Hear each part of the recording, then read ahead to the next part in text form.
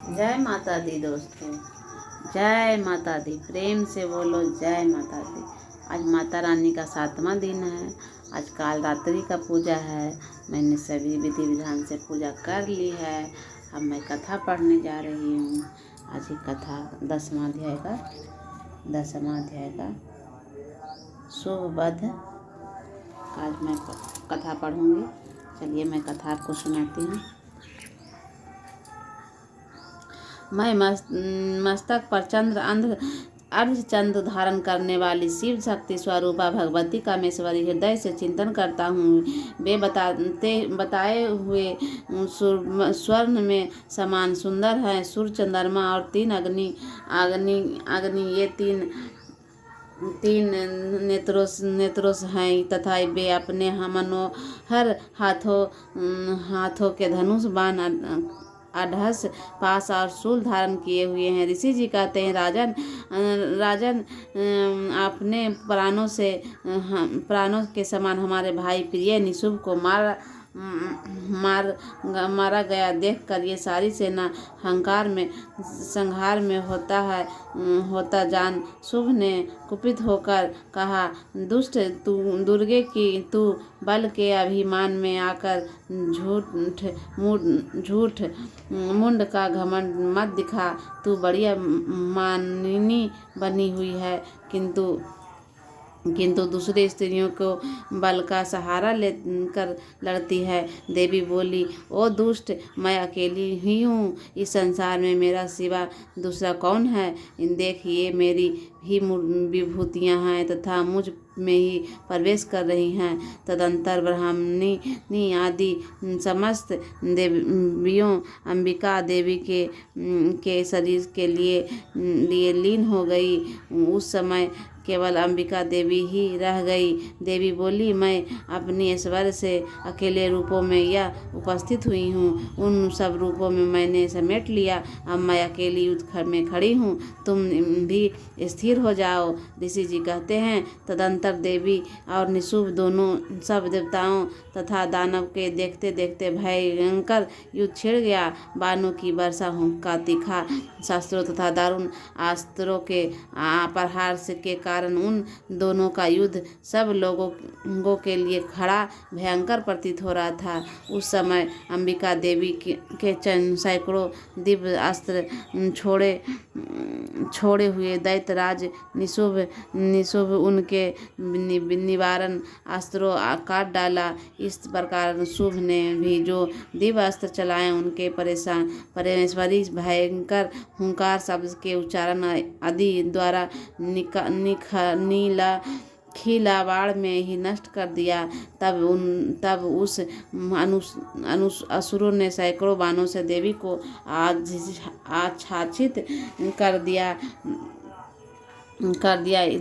यह देख क्रोध से भरी हुई उन देवी के बाण मारकर उनका धनुष काट डाला। धनुष कट जाने पर भी फिर दैत्यराज शक्ति हाथ में ली, किंतु देवी ने चक्र से उन्हें हाथ की शक्ति भी काट गिराया।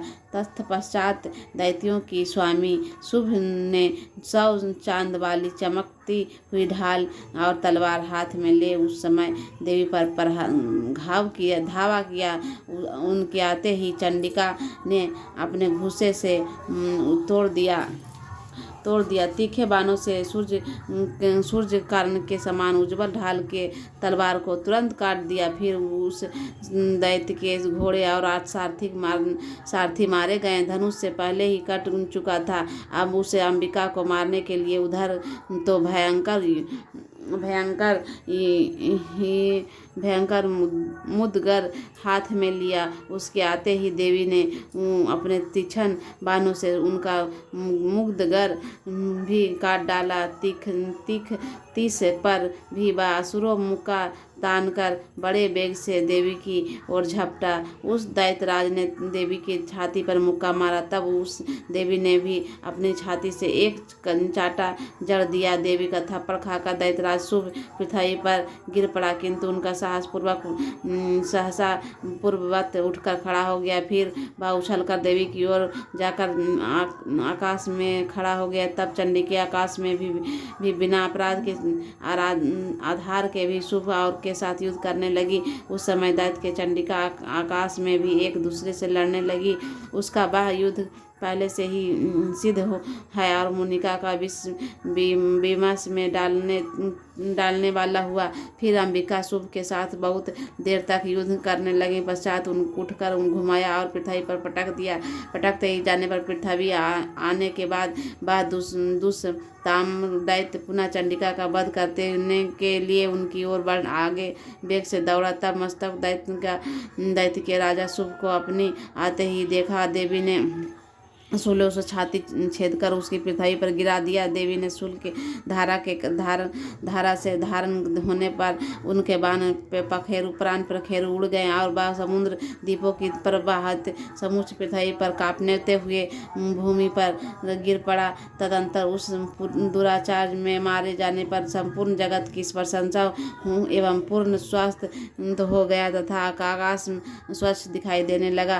पहले की उत्पात सूचक मेघ और उत्पात होते थे वे सब शांत हो गए तथा दैत्य राज मारे जाने पर नदियाँ की ठीक मार्ग पर बहने लगी। उस समय शुभ की मृत्यु के बाद संपूर्ण देवताओं के हृदय हर्ष से भर गया और गंधर्व मधुर गीत गाने लगा। दूसरे गंधर्व बाजे बजाने लगे और अप्सराएं नाचने लगी। पवित्र